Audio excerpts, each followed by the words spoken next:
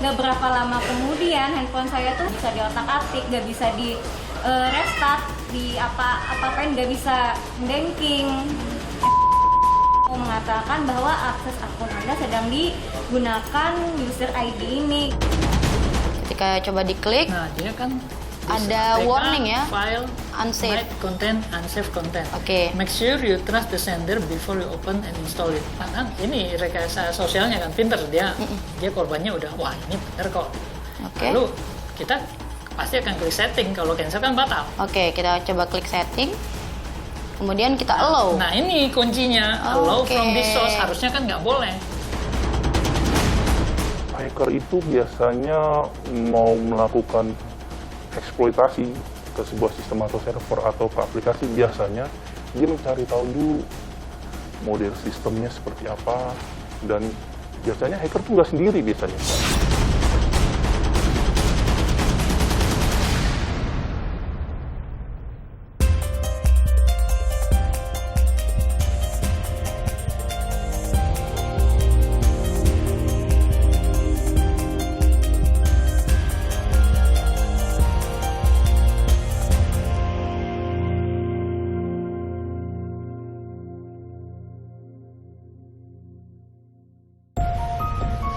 Modus penipuan tak ada habisnya.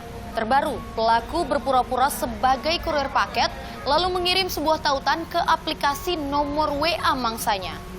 Dalam sekejap, pelaku dapat menyikat habis saldo rekening korbannya. Kasus ini terjadi di sejumlah daerah. Bagaimana modus penipuan ini sebenarnya? Simak liputannya di Target.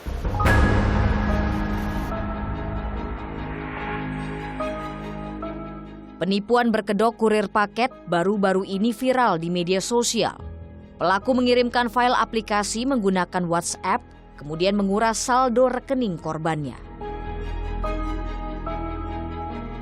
Akhir November tahun lalu, Rahmah, wanita asal Banjarmasin, Kalimantan Selatan, kehilangan 35 juta rupiah setelah menerima pesan WhatsApp dari seseorang yang mengaku kurir paket. Sebagai seorang pedagang online, Rahma tak curiga saat pelaku memintanya mengecek foto paket yang ditujukan padanya. Ia pun mengklik tautan berupa file aplikasi yang dikirim pelaku. Saya sering belanja online dan juga jualan online. Saya kira kan memang ini berhubungan langsung dengan paketan jualan saya, Kak, atau memang yang saya pesan. Tapi kemungkinan tanpa saya sadari itu keklik, nggak tahu kenapa muncul sejenis kayak pengecekan resi gitu. Sebelum pengecekan resi itu muncul, saya cek kan di handphone saya itu ada aplikasi apa ya yang terinstal. Saya cek itu nggak ada aplikasi apapun yang terinstal. Hingga akhirnya muncul notifikasi akun mobile banking miliknya ada yang menggunakan. Ia baru tersadar uangnya ludes. Tiba-tiba yang dalam bentuk SMS atau notifikasi itu hilang gitu kan. Sudah berhenti, ada notifikasi dari M-Banking mengatakan bahwa akses akun Anda sedang digunakan user ID ini gitu. Kalau itu bukan Anda, tolong hubungi 14017. Saya kan coba akses masuk akun saya gitu kan, tapi itu nggak bisa. Beberapa kali saya coba masuk, nggak bisa. Nah, tiba-tiba muncul email saya, pemberitahuan dari email saya mengatakan Anda gagal login karena user Anda sedang digunakan. Kasus serupa dialami Mariono, warga Bantul, Yogyakarta. 7 November lalu ia mendapat pesan WhatsApp dari seseorang yang mengaku kurir ekspedisi. Mariono tak terlalu memperhatikan pesan yang masuk. Ia mengira ada paket yang ditujukan padanya. Tanpa pikir panjang, ia mengklik file aplikasi yang dikirimkan pelaku. Ada WA itu sudah masuk beberapa menit. Saya nggak gubris, ada orang mau kirim paket. Begitu saya klik sekali, kan ada HP saya kayak ada aplikasi berbahaya. Tapi saya sekilas karena keburu-buru langsung tak klik lagi. Beberapa saat kemudian Mariono menerima notifikasi adanya sejumlah transaksi berjumlah 90 juta rupiah dari akun mobile bankingnya. Padahal ia tidak melakukan transaksi apapun. Setelah itu terjadi SMS notifikasi uang keluar. Itu saya baru nyadar kalau itu kena penipuan saya. Yang notifikasi itu 6 kali, Mas. Yang berhasil 2 kali. Kerugiannya itu yang pertama itu transaksi 75.900, yang kedua 20 juta. Pada 8 November 2022, Mariono melaporkan kejadian yang dialaminya ke Polres Bantul. Namun hingga kini, polisi belum menetapkan satu tersangka pun. Hingga saat ini, satu korban yang melaporkan. Penanganan yang dilakukan Polres tentunya untuk kasus ini masih ditangani Polres Bantul, dan kami juga berkoordinasi dengan tim cyber Polda DIY. Penipuan berkedok kurir paket dengan mengirimkan file aplikasi untuk menguras rekening korbannya melalui akun mobile banking tergolong baru. Termasuk kejahatan baru dengan berkedok mengirimkan file yang sebenarnya file tersebut kan biasa kita tahu biasanya mengirim atau mendistribusikan dokumen atau foto maupun video. Namun ternyata file tersebut mengambil data dari korban. Lantas, bagaimana sebenarnya pelaku bisa menguras rekening korbannya? Ini saya coba klik ya Pak ya. Ketika coba diklik, Nah, dia kan ada APK, warning ya, file, unsafe. hide content, unsaved content. Oke. Make sure you trust the sender before you open and install it. Karena ini rekayasa sosialnya kan pinter, dia korbannya udah, wah ini bener kok. Oke. Lalu kita pasti akan klik setting.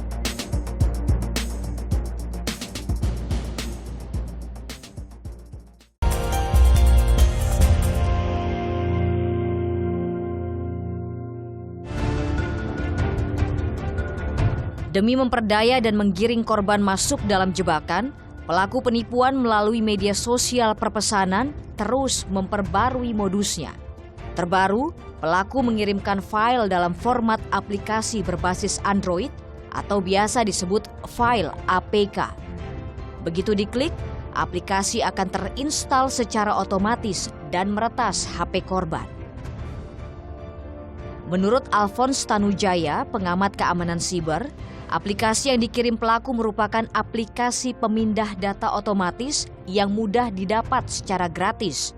Pelaku memalsukan tampilan aplikasi tersebut hingga menyerupai situs resmi salah satu perusahaan ekspedisi. Mereka melihat adanya aplikasi, sebenarnya ini aplikasi open source dan aplikasi positif tidak negatif, SMS to Telegram. Bisa dipakai kalau kita terima SMS, kita mau SMS-nya otomatis dikirim ke Telegram kita gitu. Untuk memudahkan, ini banyak-banyak alat bantu lah yang bisa terbantu oleh aplikasi ini. Tetapi ini salah gunakan. Aplikasi itu dipalsukan sebagai aplikasi dari kurir. Meski cara ini baru, tujuannya sama dengan modus penipuan sebelumnya, yakni mendapatkan kode OTP atau one time password. Lalu, pelaku dengan mudah menguras saldo rekening akun mobile banking milik korbannya. Jadi penipu ingin mendapatkan yang namanya OTP, one time password, yang dikirimkan ke SMS pemilik rekening, dalam hal ini mobile banking. Nah, kalau sebelumnya rekayasa sosial yang digunakan adalah mereka memasukkan diri sebagai petugas bank, sebagai customer service, lalu menelpon korbannya, lalu dengan berbagai macam alasan, ada transaksi besar atau misalnya ada member khusus yang ada pancingan-pancingan sehingga korbannya ini akan memberikan OTP tersebut. Oke saudara, kami di sini sudah mempunyai aplikasi yang sempat dijadikan bahan untuk menipu oleh para pelaku penipuan. Ini kita akan coba langsung untuk melihat bagaimana bentuk dari aplikasi ini. Ini saya coba klik ya Pak ya. Ketika coba diklik, Nah, dia kan ada APK, warning ya, file, unsafe. Hide content, unsafe content. Oke. Make sure you trust the sender before you open and install it.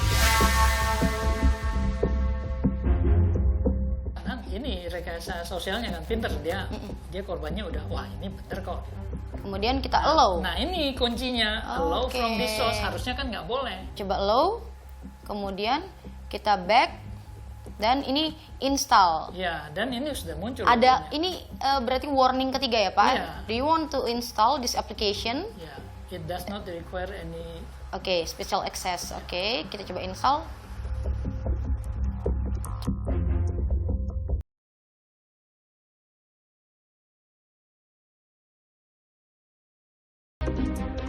Ini ceritanya mau ngecek, nah, dia akan memberikan tampilan. Ini sebenarnya ini ada virus, dia suruh untuk di skip. Ini sebenarnya HP ini ada antivirusnya. Oke, berarti Kita yes aja. Oke, yes. Nah, dia akan muncul. Nah ini persetujuannya nih. Allow and view SMS, ini kuncinya. Oke. Ini yang pencurian OTP-nya di sini. Ketika ini ditanyakan Kalau kita apakah allow, artinya aplikasi ini boleh mengakses SMS dari perangkat ini. Di mana sebenarnya tujuannya SMS OTP itu. akses kepada aplikasi ini untuk membaca SMS berarti Pak ya? Betul.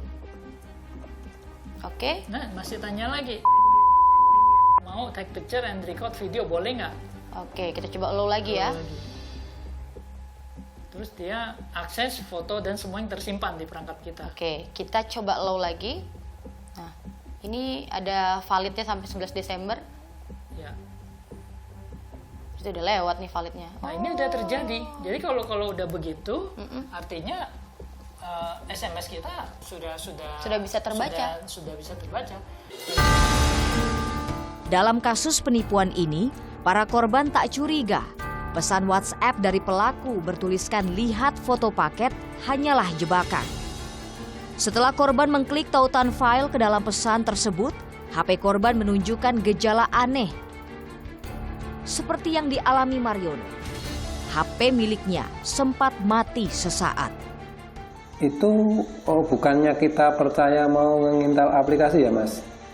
Itu tuh saya itu lihat ada paket mau dikirim ke saya. Jadi saya itu nggak ngeh kalau itu aplikasi.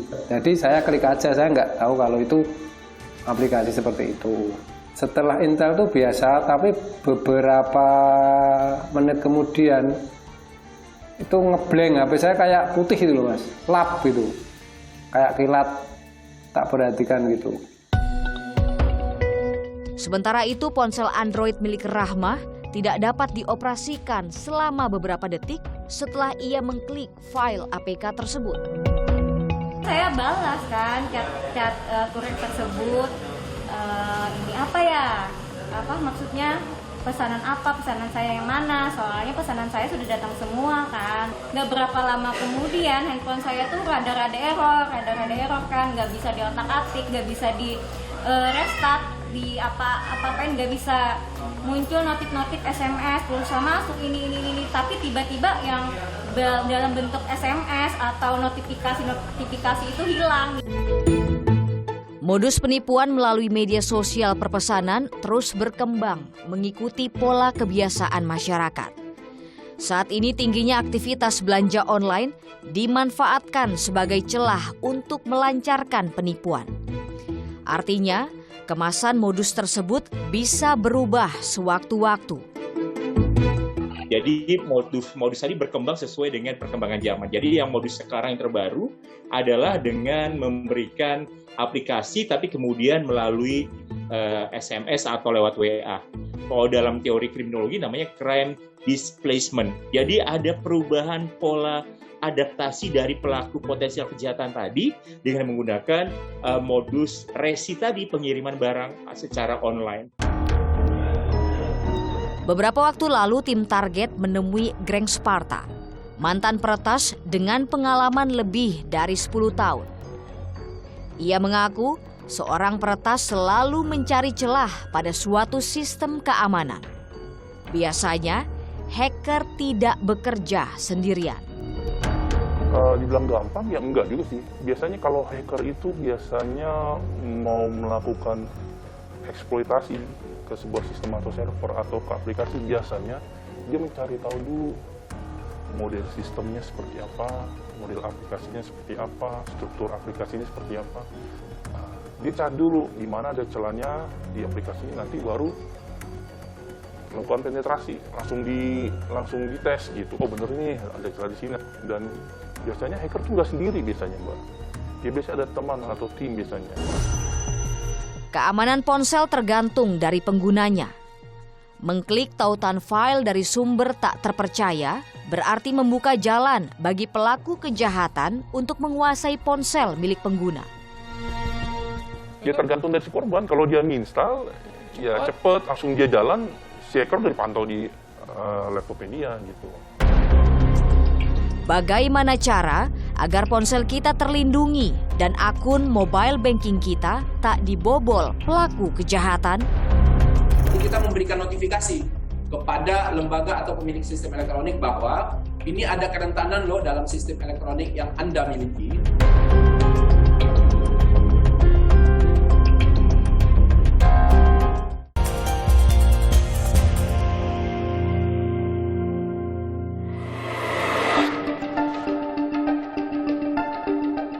Pelaku penipuan berkedok kurir paket meretas ponsel dengan memanfaatkan kelengahan korban.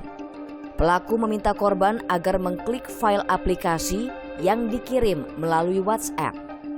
Tujuannya mengambil data rahasia untuk membobol rekening korban. Tipu daya agar korban mengikuti perintah pelaku secara sukarela dikenal sebagai social engineering atau rekayasa sosial. Kalau kita pelajari pola perilakunya, kita sedang dalam proses menunggu barang, gitu ya. Maka kemudian kadang-kadang kita tidak teliti apakah benar SMS atau WA dari pelaku kejahatan tadi adalah berkaitan dengan barang yang kita tunggu tadi. Mereka memilih dengan cara yang dianggap normal berkaitan dengan belanja barang online-nya. Pasti nggak disebutkan barang apa, kalau ditanya barang apa gitu. Mereka nggak bisa jawab sebenarnya. Karena mereka acak kalau tiba-tiba langsung oke-oke saja, nah itu akan menjadi sumber masalah. Kebetulan HP-nya ada rekening mobile-nya, maka bisa diambil nanti. Pesan penipuan melalui media digital kerap berganti modus mengikuti pola sosial yang terjadi di masyarakat. Berdasarkan survei Center for Digital Society, Universitas Gadjah Mada, 98% responden pernah menerima pesan penipuan digital, baik melalui SMS, media sosial, maupun aplikasi perpesanan.